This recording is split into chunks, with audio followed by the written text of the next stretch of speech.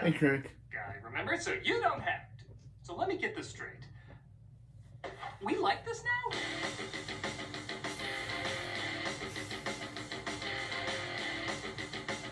Released in 2002, Kom Pow is the brainchild of Steve Odekirk, who I have to admit I have a strange introduction with. As a teen, I watched a strange movie called High Strung where he just rants for an hour and a half and then Jim Carrey as the Grim Reaper kills it because he's sick of his ranting. It was very odd, and I'm not sure if it qualifies as a good movie, but this guy's always stayed with me since then. I'm not gonna lie, whenever his name pops up, whether it's in something I like or something I don't like, I always gotta perk up, because whatever impression he makes, he does stay with you.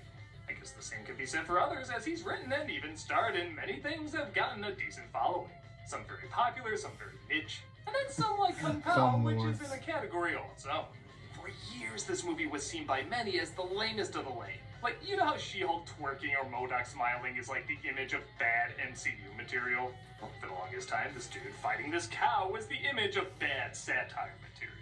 It had everything everyone hated about parody movies at the time. Bad CGI, a goofy animal, satirizing the Matrix. So like a lot of folks, I stayed away from it. Now, as far as I can tell, it doesn't even have a Blu-ray release.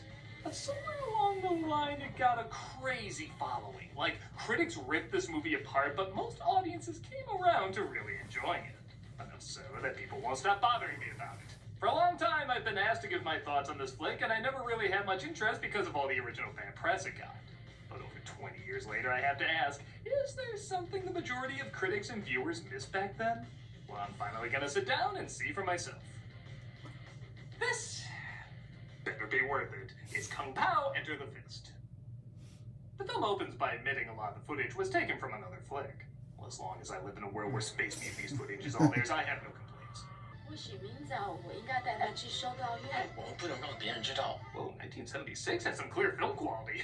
Wow. No, obviously, this is some of the new footage as a family is being attacked by vibrators, the Men in Black years, as well as an evil martial artist. Oh. Wait for Kung Fu. That's the end of him. The parents are killed, and it looks like the baby is up next. Master Payne, what do we do? Open the mouth. Alright, so I'm playing the evil dog from Up card. The dialogue doesn't have to be funny as long as the voice makes me laugh, and I know it's childish, but that voice makes me laugh. Alright, if he stays in the CGI baby. The baby puppet is pretty funny to watch, almost making me overlook this. You know that joke is coming, yet it's still disappointing. And they try burning down the house with the baby inside because he's too powerful. It, of course, doesn't work as the baby escapes, and in effect, so bad they literally play it twice, I think to show off how bad it is. Wow. He discovers him on the side of the road. So cute. Bye-bye. What? Am I actually gonna like this movie? I know it's just the pre-credit sequence, but I don't know, I got some good laughs out of that. The He's like, child had okay, become a see ya. man. 20 years later, as the baby has grown up into the Chosen One, played by Steve Odekirk, traveling from town to town, taking out baddies. He's like, okay, baby. See ya, baby. Fights are a little hit and miss. Wow. As when they tried to do more than Naked Gun UHF style, I don't usually get that big a laugh, but whenever they do something that kind of legit looks like a cheap effect out of a martial arts movie, that gets me really good. Oh. Wow. But those other jokes can work sometimes too. Also, shit, who would have thought the guy who created Jimmy Neutron would be kind of ripped?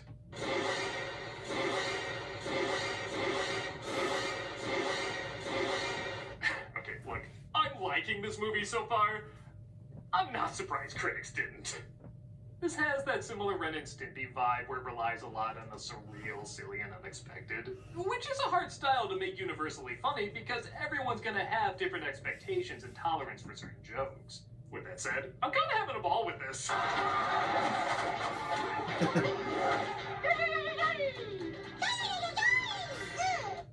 Like, I know that's not universally funny, but that's part of what makes it personally funny. That seems You like know something. there's a smaller group of people that would laugh at something so stupid, yet also That imagine it. feels like So something if an you're annoying chuckling, orange you would feel more of a copy. connection to it because you know not everyone has the same taste as you. As if it's taking a risk on a joke not as many people would like, but man, the ones that do, they're gonna love the hell out of it and never forget it. There's a ton of jokes in The Simpsons I laugh at and acknowledge are better put together, but I kind of forget them right after I see them.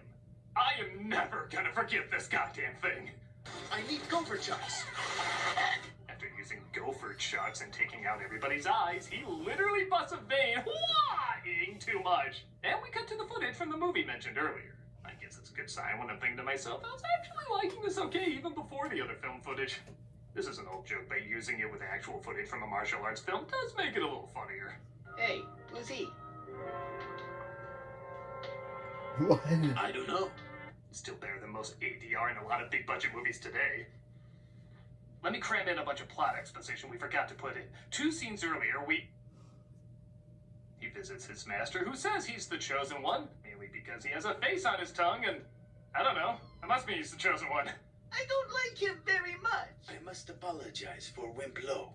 He is an idiot. We have purposely trained him wrong as a joke. Wow. Sometimes the audio matching the video is so poorly done, that's part of what's so funny. Like, all that has to be done here is he has to grunt as he gets out of bed. But we get this.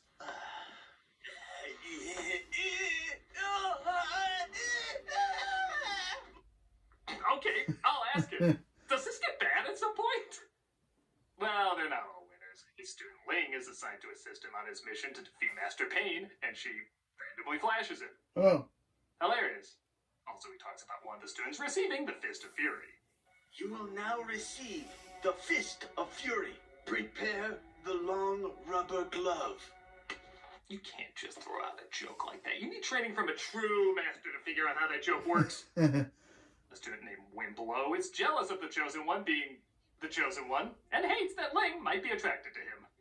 The chosen one is here to help us. I like him. I'm a man too, you know. I go pee-pee standing up. My voice hints strongly that I do too. I like too, whether it's intentional or not, that the film not only embraces bad 70s effects, but it also embraces bad early 2000s effects. Knock, knock. Who's there? Your butt that's about to be kicked. He looks like a Jib Jab video. Though -2 points for having shadow on that text. Everybody knows it should be white and blurry like Madonna. Master Pain. What? The Chosen One disguises himself. That is to say, this is the disguise for the white guy in the movie, and approaches Master Pain. And I gotta say, nothing makes me want to see the original film this is taking footage from more than this scene. They call it the Ken doll discipline.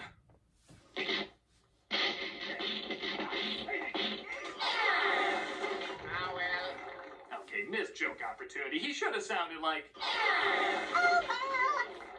Did you feel funny voice in this movie would be out of place?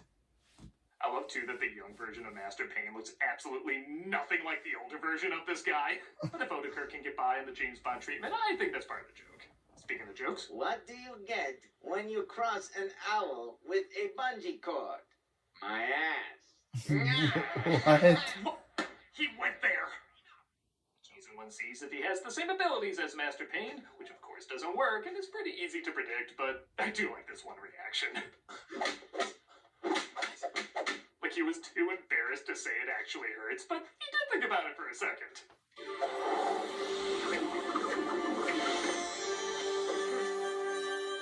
You look like you have the line, "Too bad you will die," coming up. I am well. Or maybe something else is coming up. Congrats to the one guy whose very specific fantasy has finally come true. This girl, why does that girl have one To thing? defeat Master Pain. Refer to me by the name Betty. Oh, sorry, Betty. What am I watching? He says he still has a lot to learn. In the meadow, you will find. Why does it feel like? Why does this feel like a robot chicken sketch? Avoid the meadow. It's also where Disney partakes in practice, Mufasa. Okay, let me know if this is the best sponsorship of all time. Taco Bell, product placement with Taco Bell. Injarito, macho burrito. Or is this? The Taco Bell one was better. Betty approaches the Chosen One's master while playing MC Hammer.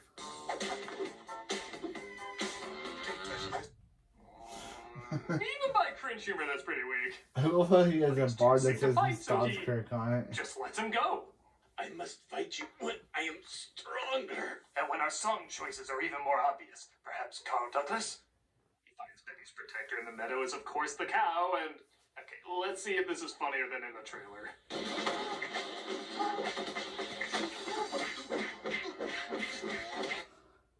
It's still pretty stupid. There is an idea in here, like maybe he's looking for a bit of time for the person in the meadow and it turns out to be the cow. Just launching right into it doesn't give it much build-up, and the joke goes on way too long. I guess you could argue that's kind of the point, but there just aren't that many laughs here. The only thing that does get a chuckle out of me is when the cow legit moves like a real person doing kung fu just with a cow's body. The more real and human it moves, the more it makes me think about this thing taking years to learn the discipline of martial arts, which does make me kind of laugh. But I'm sorry, the Matrix effects, the silly expressions on his face, and the lame CGI just make it feel drawn out and boring. I guess it serves as the main visual of the movie the same way the tap dancing did for Young Frankenstein, but this feels less like an homage to Brooks and more like an homage to Meet the Spartans. It's just not my thing. He defeats, or I guess deflates the cow, and he meets up with Master Betty, revealing that he was the child he tried to kill off years ago. You mustn't. Who are you? Ling's father. Okay, I know I gave that cow scene that no doubt took a lot of time to film, a ton of flack, and I'm laughing at... But I'm sorry, if you can't see the layers of comedy to that, neither can I, but it made me laugh, and that's enough. They both get their asses kicked by Betty, and they escape only to discover Lane's father is also the chosen one's master's master. Alphas. Yeah, that wasn't hard to say. Yo. Before, not every joke's a winner. No. Please, I have a wound there. Come on, don't spoil everything. What?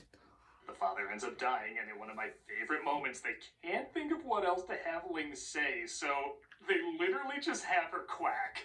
And now he's dead, except for his hair and nails. Dead. Sometimes I am embarrassed to like this movie. They end up doing it. I think. I don't really know. And wow, I kind of called it with the practice Mufasa joke, didn't I? Simba, I am Mushufasa. Mushufasa. More convincing than the cow earlier. I am not Simba. You must not be troubled, Simba One. Not They do some Simba. Lion King's joke that honestly have been done several times by this point. This is CNN. This There's is CNN. CNN. But I'll admit, just it appearing at all in this film without any build-up whatsoever and with just such bad effects is enough to get me to snicker at it. For me, this is the cow scene done right. Or well enough. There's also a charm to the fact that they create their own bad editing effects on purpose. I am a great magician. Your clothes are red. Wow. I should try that. Betty attacks the Chosen One's master again, this time to Baby Got Back. I like big butts. That just makes the first time he did even lamer. And Betty defeats him along with Whiplood. You play this scene without this music. Again, I wonder what this scene they're By parodying. that looks like plastic six-pack rings, but he gets out of it by reversing the footage. I really like NSYNC. My favorite member is Harpo. I will write their next hit, maybe. Okay, you got like 25 minutes left, movie. Don't botch the ending. We also got Ling and his little dog, too. In fact, they do so many death scenes and repeat so much of the footage that he goes around in a circle and it ends up bringing him back to life. Okay, you're getting funny again, movie. You scared me there for a minute. He trains hard to get his revenge on Betty and is meeting up with the evil council. Is that the temple? Thank you, evil council. Okay, even for this movie, that was a little weird. Robot Jim Matt, or whatever that was, tells him where the Chosen One is, and it looks like he's out getting nuts. I'll take a pound of nuts. That's a lot of nuts! Fred Armisen returns in his finest role. He goes to fight Betty as they use the song joke again. No, seriously, why do you think this is your turn it off and on again joke? When he takes off one of his triangle symbols, it summons the evil council. The evil council are aliens. Okay, it tracks, and I didn't see it coming. Oh, also, they're French. It'd just be weird if they weren't French. He uses his tongue to defeat the aliens, because again, it'd be weird if he didn't do that. And he ends up stopping Betty as well. Thank you, squirrel friend. Your soft, cushy body helped absorb the force of his blow. To hell with the cow, that should have been the symbol of the movie. I would have seen a film with that on the poster. He randomly flashes him again, and we get a preview for the next adventure. Tongue of Fury. I wonder if that really happened. I wonder if And that was Kom Pow, and Kom Pow 2. I don't know if I hit my head coming in this morning, but I thought this was pretty damn funny.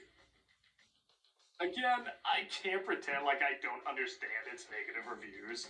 These jokes are very second grade, and honestly, I think there's maybe a third of them that don't work at all.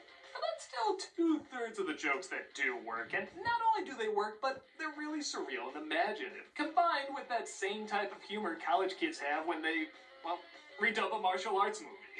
Honestly, I feel like this film just came out at the wrong time. I think it would have been right at home with the YouTube generation or even late 2000s internet. There's a sporadic immaturity to it that's either going to make you laugh or it's not, and I would understand either. But if you've ever gotten a little high, muted a kung fu movie and provided the dialogue with your friends, then this movie is for you. If you've never done that, then I'm sorry. That's just not living, and it's sad that you wasted your life. Thank God the rest of us, though, have this ridiculous and very funny, wonderful waste of time. I'm a nostalgia critic guy, remember, so you don't have